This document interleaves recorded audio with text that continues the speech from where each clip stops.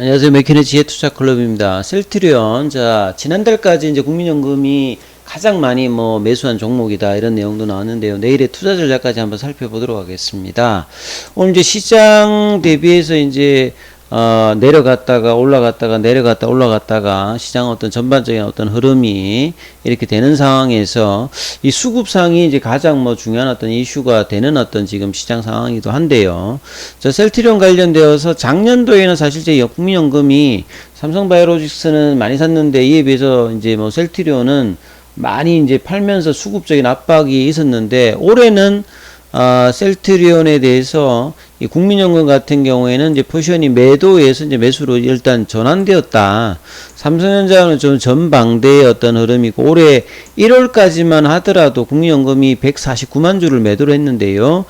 지난달입니다. 지난달 이제 8월 달에 이제 시장이 좀 반등을 좀 하는 어떤 입장에서 제약바이오주들이 이제 선봉에 좀 서 있었던 상태고, 셀트리온도 이제 21만 5천 원대까지 올라가던 때였죠. 이 당시에 이제 160만 주를 매수했기 때문에 이제 이 부분들이 좀 역전이 되는 흐름이었고요. 이게 이제 국민연금이 8월 달에 매수한 종목 중에서 가장 큰 규모로 이제 수급의 어떤 영향들도 받으면서 6월달에 저점이었던 13만 9천 원대에서 21만 5천 원까지 50% 이상 반등이 좀 나왔던 어떤 흐름이 있죠. 근데 이제 국민연금의 이제 매수가 이제 주가 부양으로 이제 이어지지 않았고, 이제 20만 원대를 유지를 못하고 이제 18만 원대도 좀 유지를 못하면서 16만 원대까지 좀 내려왔죠.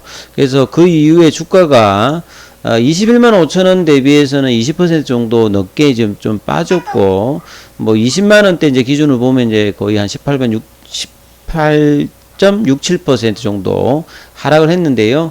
자, 이 8월 달에 이제 2분기 이제 실적 전망과 기관들 리포트들이 대부분 목표가가 많게는 한 30만원 부근까지 지금 나오는 상태에서 셀트리온 어떤 장기적인 전망 하반기 내년까지 밝았습니다, 사실은. 그래서 시장의 영향으로 지금 이제 좀 떨어졌지, 셀트리온이 이렇게 기업적으로 문제가 있어서 지금 하락을 했다. 그 이유, 그 흐름은 아니거든요.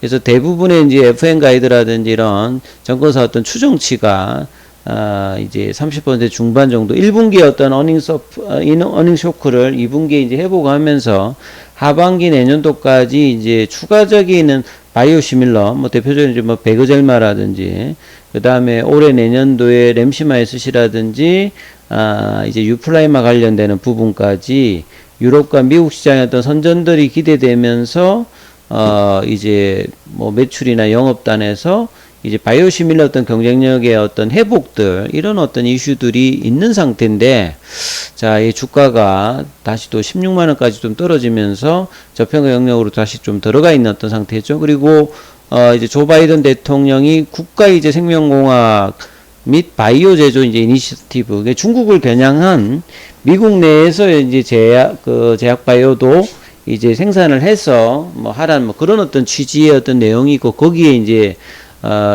국외외 생산 시설을 통해서 수출하는 업체들에 대해서 좀 악영향이 있지 않을까, 이런 이야기들도 좀 나오면서 주가도 또 빠졌거든요. 근데 이제 국내 기관들에 대해서는 행정명령에 대해서 이제 바이오 신약이라든지 바이오 시밀러 관련되는 부분에서는 별도 이제 언급되지 않았습니다만, 최근에 이제 심리가 수급과 가장 중요한 어떤 이슈다 보니까요. 실질적인 어떤 이 바이오시밀러 관련되는 부분에서는 부정적인 영향이 이렇게 가능성이 좀 낮다. 근데 이제 셀트리온도 회사에서는 이제 미국 생산 관련되는 부분들이 고려를 한다라고 하면, 필요하면 그까지 이제 고려한다는 이야기까지도 또 있었던 어떤 상황이라고 봐야 되겠죠.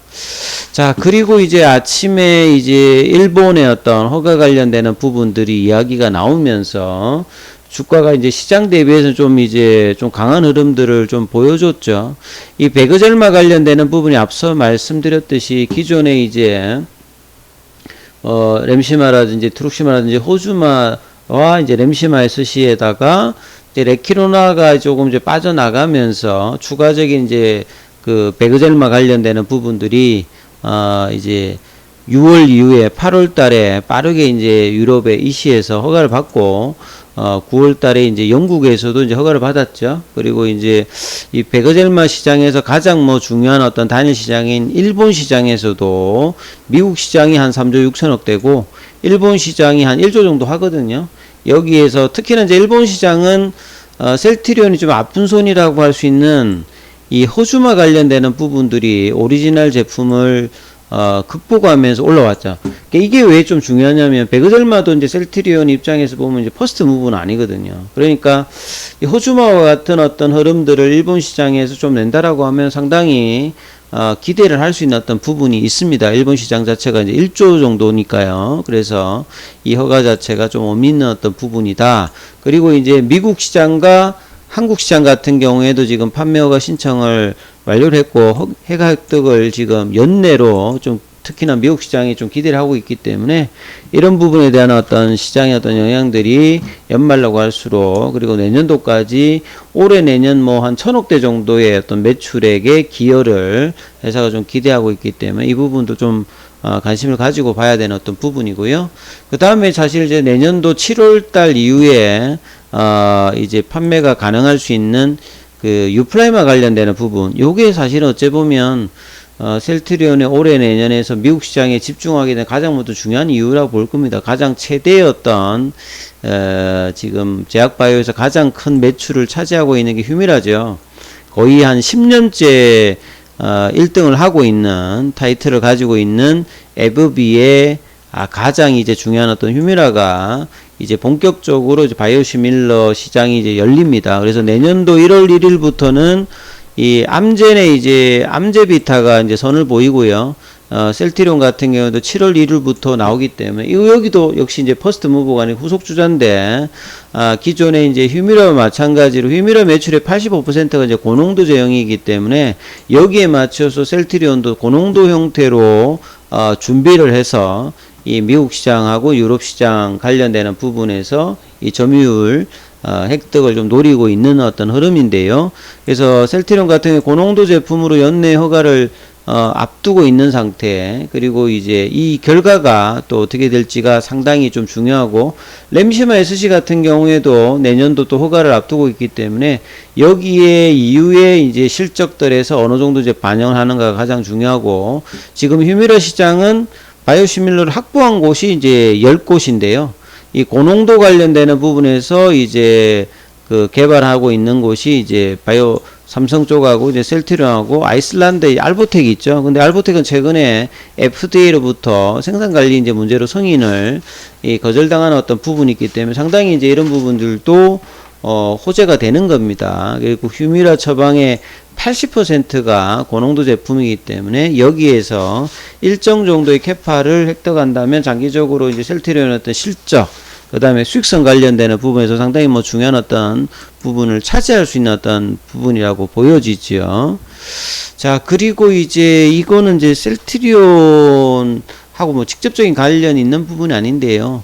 이제 장기 투자에 관련되는 부분에서 셀트리온도 이제 과거에 이 상장 초기에 이게 보통 이제 투자자분들 이 부분을 좀 알아야 되는데요. 제약 바이오주들은 이 산업 자체가 이제 선진국 산업이고, 국내에는 이제 보통 이제 제약 바이오 관련되는 부분들이 과거에 2000년도 뭐 전만 하더라도 대부분이 제네릭이고 내수 위주였습니다.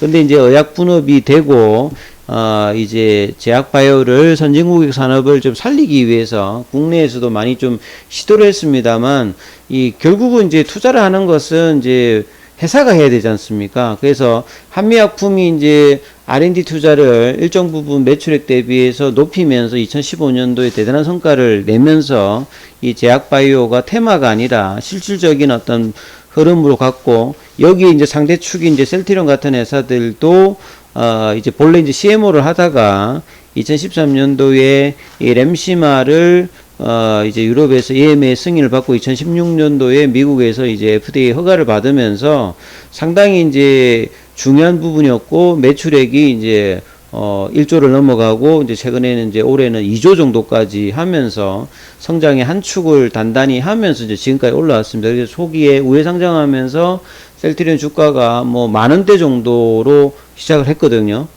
근데 이제 뭐 작년, 재작년에 뭐 한 40만 원대까지 올라왔으니까 초기 비해서는 뭐 수십 배가 올라온 거죠. 그래서 그런 어떤 흐름에서 셀트리온 같은 경우는 장기 투자의 흐름에서 올라왔는데, 좀 아쉬운 것은 이제 이 40만 원대 부분까지 갔다가 계속 이제 주가를 유지를 하지 못하면서 다시 이제 10몇만 원대라고 하는 것은 뭐 코로나 전 이전의 어떤 2018년, 2019년도의 어떤 가격 수준으로 내려와서, 이 부분들은 이제 뭐 글로벌지의 빅파마도 주가 올라갔다가 뭐 반토막도 여러 번 나면서 하는 흐름인데요.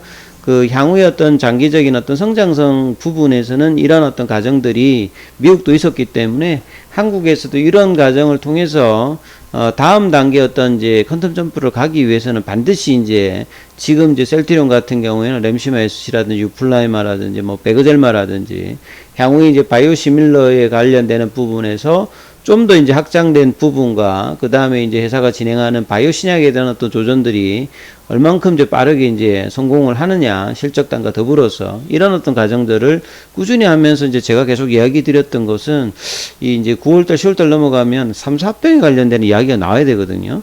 그래서 이 이야기들이 회사가 얼만큼 준비된 시점에서 해주느냐, 이런 어떤 부분들이 뭐 가장 중요하지 않나, 이런 어떤 생각이 듭니다.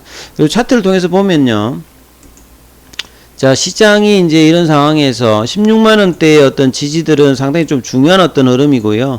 그리고 이제 ADX표가 좀 높아지고 있는 가운데, 자, 이걸 이제 반전을 시킬 수 있는 양봉이 좀 제대로 하나 좀 나와야 되는데요. 자, 이런 흐름에서 이제 수급상에 오는 프로그램은 좀 일단은 매수가 들어오지 않은 상태에서 외국인들은 소폭 매수와 기관들은 이제 삼거래 일단 매수가 일단 들어오고 있다는 부분들이 수급이 들어오기 때문에 올라가지는 못하더라도 지지 흐름들을 16만원권에서는 좀 해주는 어떤 뉘앙스, 그러니까 18만원 밑단에서는 좀 저평가의 어떤 영역이라고 하는 부분들을 인식을 일단 해주고 있습니다. 수급상에서는. 그리고 이제 차트상에서도 침체존이라고 하는 부분들을 보여주면서 지금 볼리ンジ 밴드 하단선을 타고 지금 내려오고 있죠. 그래서 일단 5일선 회복과 21선 회복이 어느 시점에서 나오느냐, 이 흐름이 중요할 거고요. 시간에는 지금 한 1000원 정도 올라와 있습니다.